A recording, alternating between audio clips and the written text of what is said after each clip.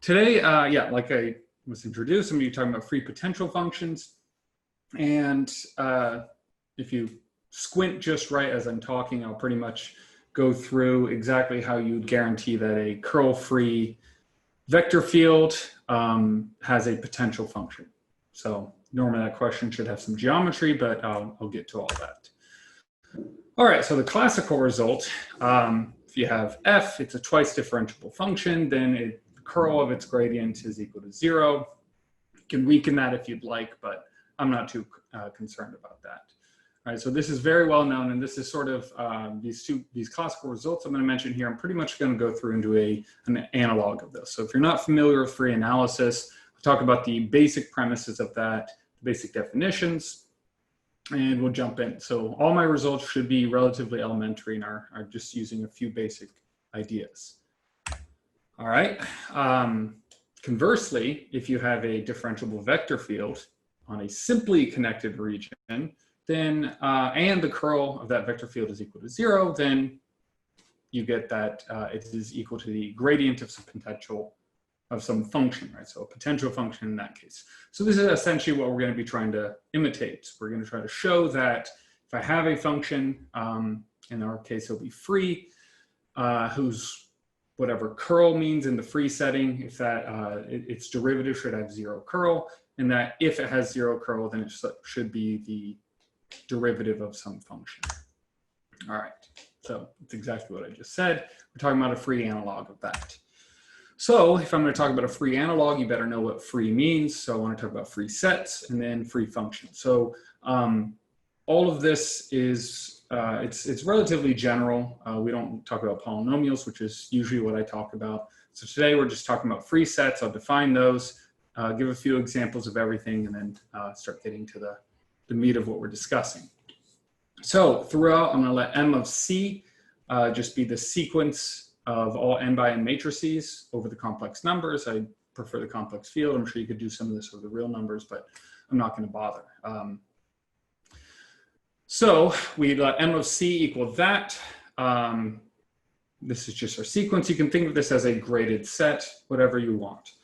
All right, and then we're just going to let G be, throughout this whole talk, it'll be a fixed integer, say 1 through whatever you want.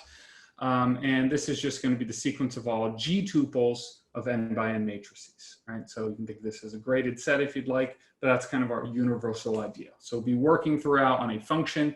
So essentially we'll be looking at a subset of this set as our domain for our function. All right, so now we're going to take omega. Omega is also going to be this graded sequence. We have a whole bunch of them. Omega n equals 1 through infinity, and each omega n is a subset of the n by n's, right? So you have G tuples of n by n's, we just take some specific subset. So we say that omega is a free set if for all x in the nth level, all y in the mth level, and all invertible matrices S, we have a couple ideas. So if I take two elements, I want a free set, it means that it's going to respect two simple properties that allow us to sort of move between levels in a reasonable way. So first is that it respects direct sums, is what we say.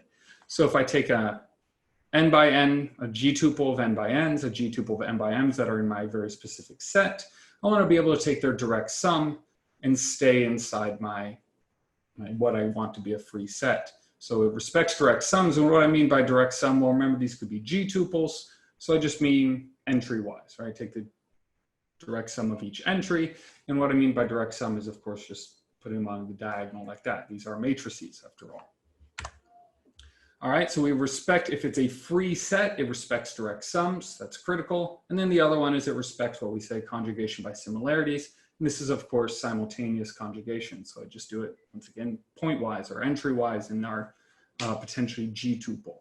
So if I have a free set, then you can just take two elements of that set. You can direct sum them and stay inside the set. Or you can take any invertible matrix, conjugate each, and that should be, of course, an S there, not an X. But you can conjugate any of your elements by any invertible matrix and stay inside your set. All right, these are relatively mild hypotheses, but they have far-reaching consequences, and we'll start to see some differences between what you get.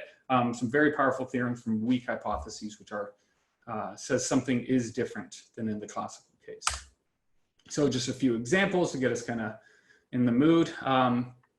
What I talked about is the set of all n by n G tuples of n by n matrices. If you look at that whole sequence, that's a free set. It has all the matrices, so certainly it's going to respect direct sums and conjugation by similarities. Next, I like to give this example. It's just a little bit different. GLN, if you look at all n by n matrices that are invertible and you just look at the sequence of all of those, this is a free set, right? Direct sum of two invertible matrices is invertible. Conjugate an invertible matrix by an invertible matrix, well, leaves it invertible, right? So that's another example of a free set. And then this one's a little bit weirder, but just an example of what we can do. If I look at all pairs of n by n matrices, such that the determinant of the commutator of those two matrices is non-zero, and I just look at that from n equals 1 to infinity, this is a free set. In particular, the first level, when n equals 1, this is going to be empty. All right, so we don't actually need our free set to have matrices at every level. So basic ideas, we respect direct sums and we respect similarities. All right, now we talk about free functions. So much like when you first talk about linear algebra, you talk about vector spaces, and then you talk about linear maps. So we want to preserve the structure of a free set with a free function, essentially is the idea. So we're going to fix, for now, omega is just any free set you want. And at each level n, we're going to define a function of n that maps from, this really should be omega n here, to mnch. H, it doesn't matter, it could be any number. I'm not too concerned with the codomain, really I'm concerned about action on the domain and just consistency of the free function. All right, so you define essentially a sequence of functions and you say, oh, well, I have some function f that's this sequence. All right, we say in this case that f, which we know is to be a sequence, maps from omega to m of ch. All right, so what that really means is just that you have a sequence of functions that at each level, if you want to act on the n by n's, you appeal to the nth f there. All right, so if f respects direct sum, so f of x direct sum y equals f of x direct sum f of y, and I put in blue here just what it really is. I have to, if I say x is n by n and y is m by n, then really I want to, this is going to be an n plus m by n plus m matrix, and so I have to appeal to the n plus n version. But we're going to become very informal and just say, hey, we can see if it's an n by n or m by n, or look at the sizes. So it respects direct sum, so we just informally write this as this guy right here. All right. So also, if you take a similarity, conjugate your entry by that similarity, it's going to factor out of that function. And once again, if you really look at it, you should appeal to a very specific level of a function, but we're going to be informal. So if you have a function that does this, right, so it's going to respect the free structure of a free set, right? So free set has similarities and so on, direct sums. So this is what a free map does.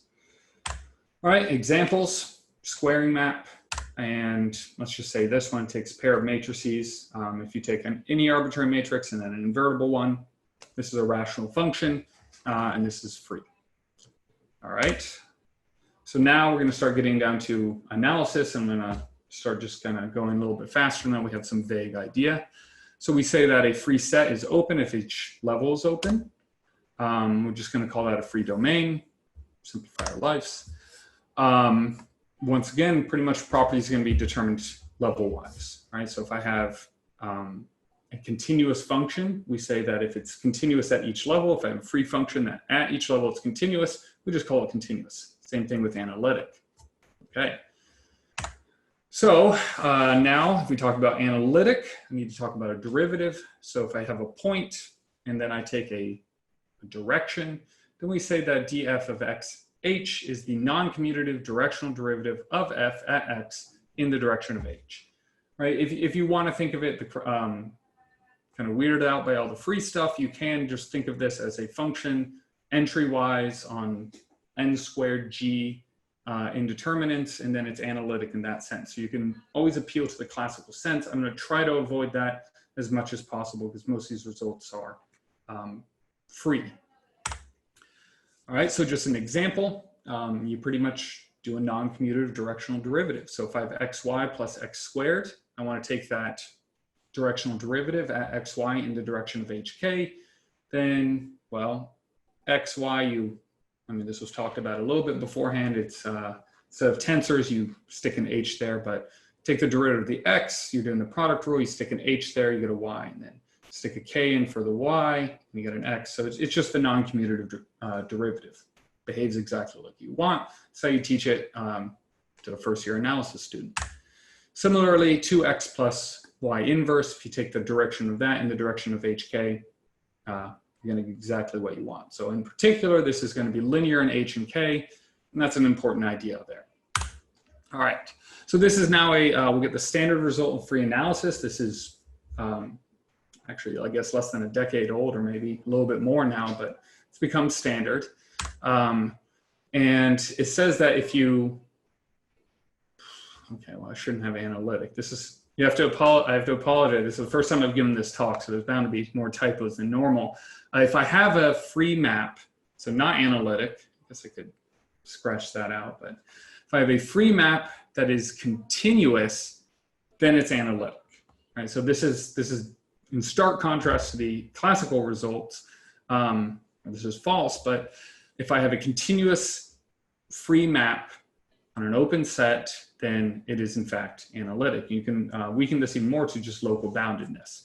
And more than just continuity implying analyticity, we get a nice, I think a magical idea here is that if I have a point and a sufficiently small h in n by n matrix, then I can determine the derivative of my function just via point evaluation.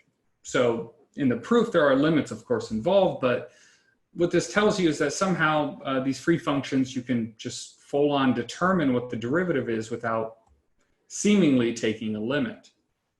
So f of x on the, you have this block matrix, you just put x on the diagonals, h in the top right corner, evaluating our analytic function on that spits out the derivative of f at x in the direction of h in that top right block there. So this is a pretty magical idea. We're going to get a lot of mileage out of this.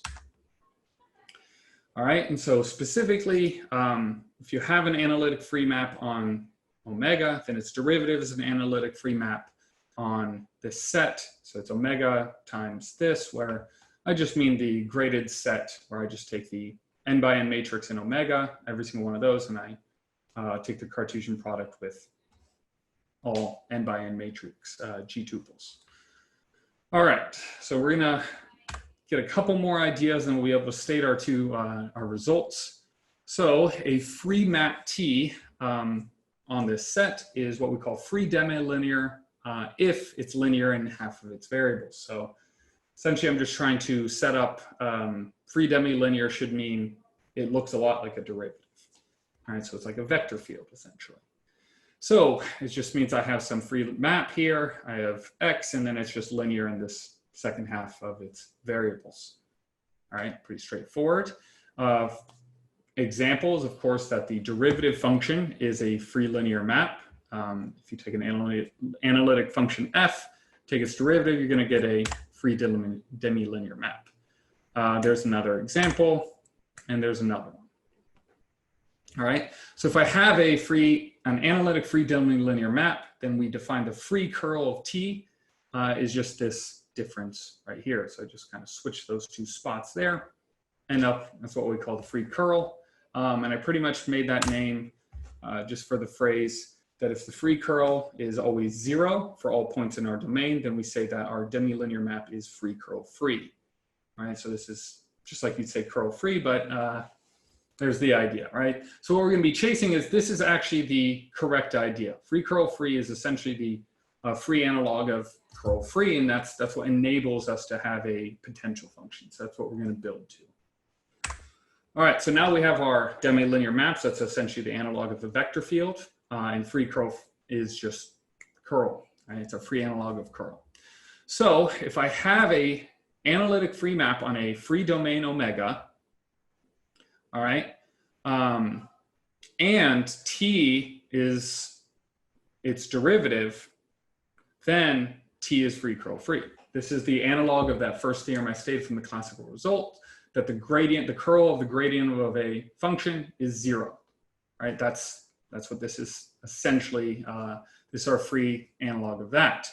Well, what's our converse is that now we're going to have, suppose omega is a free domain and each level is connected. So the difference here is, of course, in the classical case, we have to assume simply connected. It's not the case here. We just need connected, right? Now, if I have a free demi-linear map, so think of vector field on this connected set, and that free demi-linear map is free curl free, then it's the derivative of some analytic map, right? So essentially we're saying we can integrate these. So if you want to view it in that perspective, I encourage you to do that. It's saying that free curl free, if you have any map that you think, hey, is this a derivative? You check to see if it's free curl free. Was it on a connected set? The answer is yes to all that. Then you know it's the derivative of something, so you can integrate it.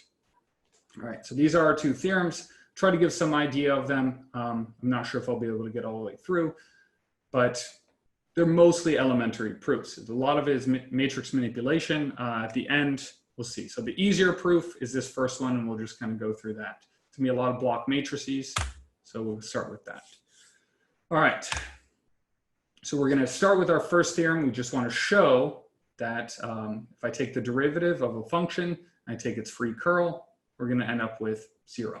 So I'm just going to set T of xh equal to that derivative. And we're just going to do a block matrix computation. All right. So I look at this. I put x's along the diagonal. I put a k and an h in the correct spot. And what I notice, if I break this thing up into a block 2x2 matrix, I've got one element here, the same thing right there, and I got something up in the top right corner. That's exactly how we achieve that point evaluation of the derivative, right? You'd evaluate a function at some point, and would manage to get the derivative, and it was exactly the structure. So that's exactly what happens here. So I get the function evaluation on that block, function evaluation on that block. Well, once again, that's that upper triangular form. We're going to get a derivative up there, derivative here, and then we're going to get that block derivative there. Well, I can just go ahead and evaluate that once again. And what's important is up in the top right-hand corner, we're going to get 1/2 essentially of the free curl. Right? So if I switch that h and the k and take the difference, I'm going to get what the free curl is. All right. Well, similarly, I just switch the occurrence of the h's and k's, and I just do that throughout, right? So I want to compare these two top right corners there. Well, we're going to let U just be the matrix that, the block matrix that switches the second and third rows or columns. Conjugate by U. You see that we end up switching the H's and the K's. Since we assume that F is a free map, we're going to be able to conjugate that U out of there. And what that tells me is that F evaluated on this is the same as U conjugating out of F evaluating on the other one. So ultimately, what we're going to get is, since this F evaluated on this big block matrix gives me that in the top right-hand corner, and U conjugating out here, I know what F evaluated on the switch version is, right? I switch H and K there. Look, I have the U hanging outside. I know I'm going to get the opposite guy there. When I conjugate by this U, remember U just switches the second and third rows and columns. And so it doesn't actually touch this top right-hand corner. So we get that this equals that. And these two pieces here, this is equal to that. So that top right corner there is equal to that top right corner there. So certainly the difference of those two objects is always 0. Therefore, those two objects are equal. Therefore, we have the free curl is 0. So that's it, right? That's our proof of that. I'm not going to clearly not going to have time the other direction. So just hop all the way to the end. There we go. The other direction, it's a pretty neat idea. We get path independence. without any reference to geometry, but I don't have time. Paper's up in the archive. It's fun, 13 pages if you're interested, but thank you for sitting through it and enjoy the rest of the evening.